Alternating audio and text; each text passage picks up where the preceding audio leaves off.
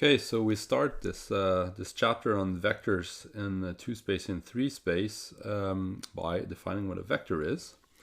So we'll start with the following definition, which says that a vector is a directed line segment. So before maybe writing the definition, I'll just illustrate what a vector is. It's something that has a length and that has a direction. So typically we'll indicate a vector with an arrow.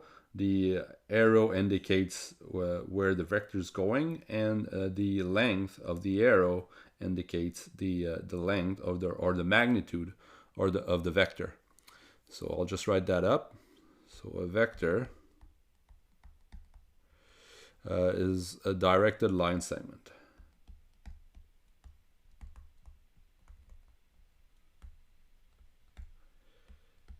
Go.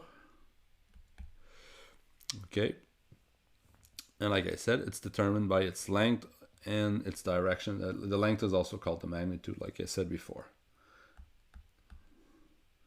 So it is determined by its length, but that's the same thing as the magnitude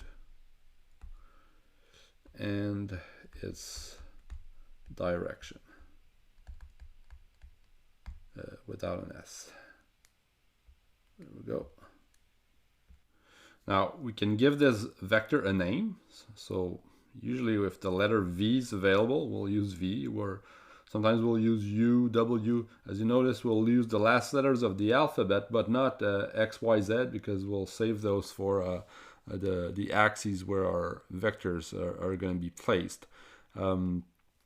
So the notation is typically something like V. Usually in your book, it's going to be in boldface, but as you can see, it's kind of hard for me to try to draw or these letters in boldface. Usually we'll put a vector, a little arrow on top of those letters to indicate that those are vectors. Sometimes I won't put the arrow because it's going to be clear that we'll be going to be dealing with vectors. But if there's any doubt, I'll put arrows. There's another possibility where you can label the 2 points. 1 point, so maybe this one, I called it A. As you can see, I'm using capital letters for points. That's what we call the initial point of the vector. And B doesn't have to be called. It doesn't have to be called B. Could be called anything else. I usually use capital letters again for points, and that point is called a terminal point.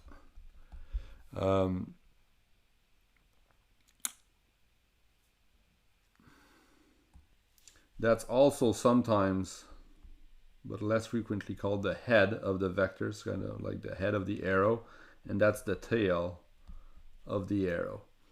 But I'll frequently use terminal and initial points for when I'm going to be referring to those points. Now, what you can see from the definition and there is that I'm not telling you where the vectors lie. So I'm not telling you what points A and B are.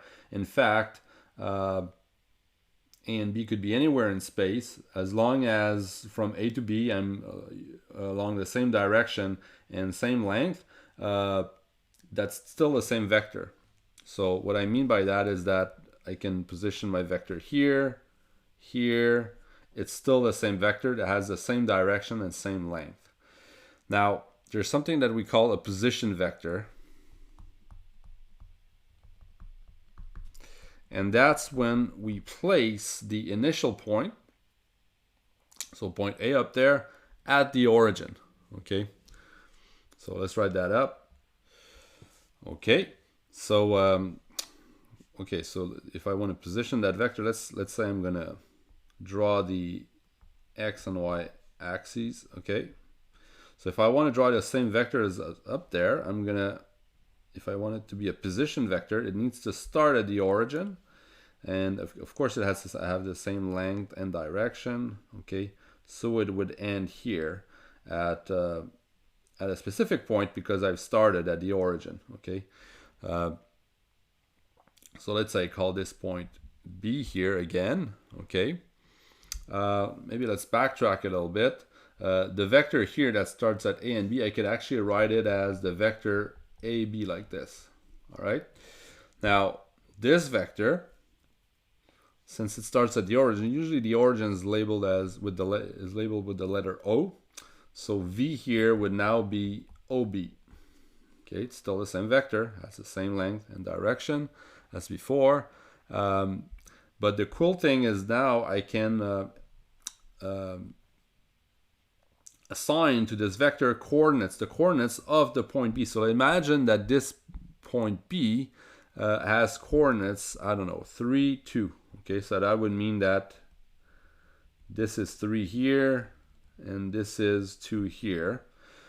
Well, I could assign the coordinates of the terminal point to this vector because I'm assuming that this vector starts at the origin.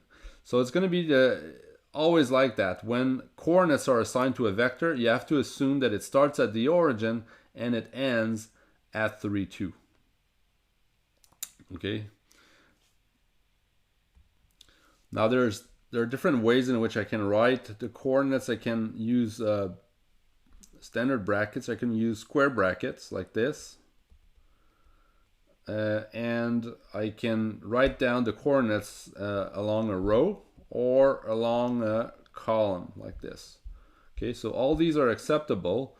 We'll see that further along the course we're going to be using this notation. Okay, that's preferable and eventually. Well, that's better. Maybe I'll just write that up better. Okay. All right. Okay. What else? Now, here's the tricky part. Okay. For example, okay, let's assume V is still a vector 3, 2. It could be the vector here. Okay, but let's say I redraw everything. Okay, here's V. V, which is 3, 2. All right. But remember, this vector doesn't have to start at the origin. Okay, it could be, I don't know, it could be here. All right. So imagine that where it starts now is at I don't know. This is the point. Let's say it's the point 2, 2, 1. Okay. Now, if it's the point 2, 1, if we just look at what we see up here, okay, V is 3, 2, which means that it goes forward by 3 and up by 2. So that means that this point here, I need to go forward by 3. So 2 plus 3, 5, and up by 2. So that would be 3. And that's still my vector V. And that's still the vector V with coordinates 3, 2. Because the 3, 2, it sort of indicates how much you go forward and along the x-axis and how much you go up along the y-axis. You go down or left if depending on the axis if you'd have like negative. So if you have like negative 3, 2, you'd be going actually towards the left on the x-axis. Okay, so whenever you see a vector, okay, so imagine you have the vector W and it has coordinates, I don't know, 5, 7. Okay, you can see it in two ways. You can see it as a vector that starts at the origin and ends at 5, 7. So in some way, the coordinates here are also the coordinates of the terminal point if it starts at the origin, but that doesn't mean that it starts at the origin. So when you write this, we're indicating any vector in space that's going along the x-axis forward by 5 and up by 7. Okay, so we'll see that most of the time we'll imagine that vector starting at the origin, but it doesn't have to be. Okay, it doesn't have to be. So that's the crucial part here. So even though I write 5, 7, if I ask you draw this vector in the xy plane, you don't have to start at the origin. You can start anywhere you want as long as your terminal point will be 5 units to the right and 7 units up, okay, from the initial point. So finally, so the vectors that we have here are in 2 space, okay, they lie in the x, y plane. So I could have vectors in the xy plane. That's called R2. The 2 here is because we have for any point, and as we now know, a point can be associated to a vector as long as it starts at the origin. So if I have a point, I know 5, 3, I can associate this point to the vector 5, 3. So there's a duality point vector. And we say this is R2 because there are 2 coordinates for each point. Now if I have vectors in R3 is when I have 3 coordinates. So I have now vectors lying in a space with 3 axes. So usually so this is xy, but usually the xy plane in when I draw things in R3, I'm going to put the x-axis here. You kind of have to imagine that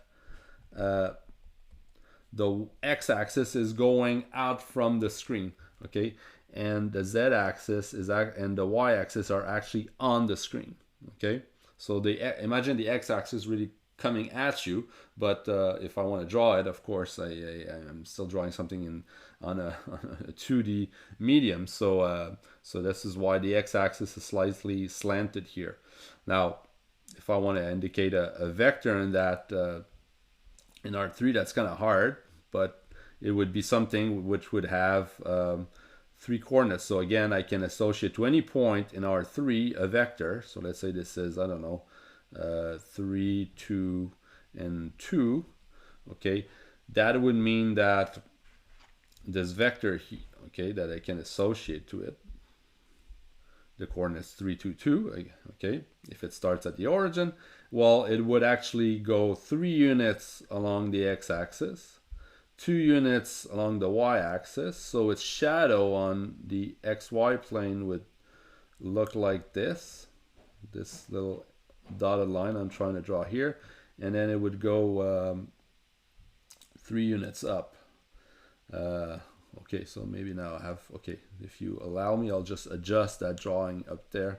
Okay, so if I go 3 units up like this, I'd be going, well, okay, 1, 2, 3, maybe here.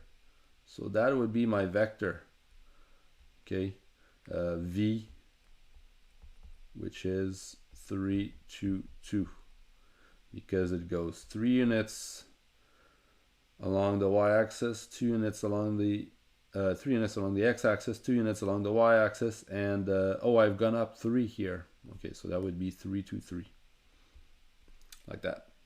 Okay, so they're kind of hard to draw in R3, and don't worry, you won't have to draw a lot of things in R3 anyway. But it's just to show you how this can be done. All right. So my picture is not the best, but I'll come back to this. But the more important thing is to remember that R2 is 2 space, R3 is 3 space, and vectors in R2 have 2 coordinates, vectors in R3 have 3 coordinates. That's pretty much it.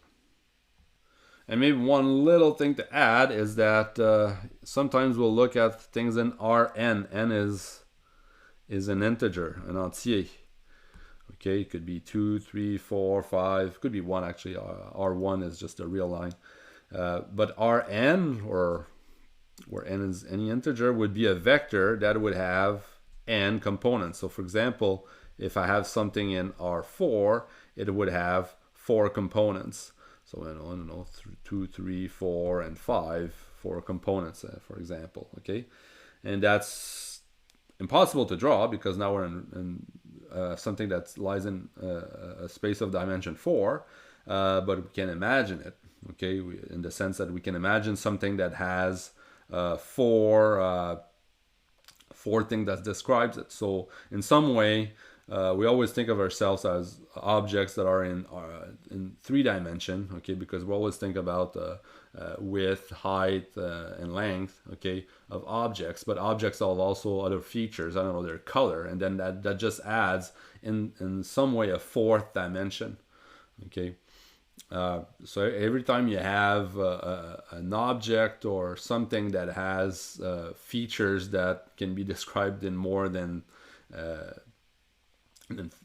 with more than three things. Okay, I don't know. You can add to yourself also your eye color, the length of your arm. I don't know the what else. Your what's your heartbeat per minute right now? Okay, so these extra data they add like other components that can describe you. So I could be myself, Charles. I could be a vector in some way. Okay, I could add. I could maybe start with my age, my height, I know color of my eyes. Okay, and I need a fourth one. Well, gender. Okay, and here we go. I've got a vector with four components. I'm already in the fourth dimension in some way. Okay. Uh, now you'll say, okay, the blue and M are actually not that numbers, but maybe I don't know. I could convert those easily to numbers. I could say one's a male, and I don't know, blue is the number 3. Okay, so, and here we go. You've got numbers if that's what you want. Okay, and I could add also my heartbeat per minute. I don't know what it is right now, maybe 70. Okay, and here we go. I've got another number to add, so I can add all these features, and then I'm creating objects with 2, 3, 4, 5, and as many components as you want, as long as you have data to incorporate or associate to the object you're creating. All right. So we'll stop here for now, and we'll look at operations on vectors in the next video.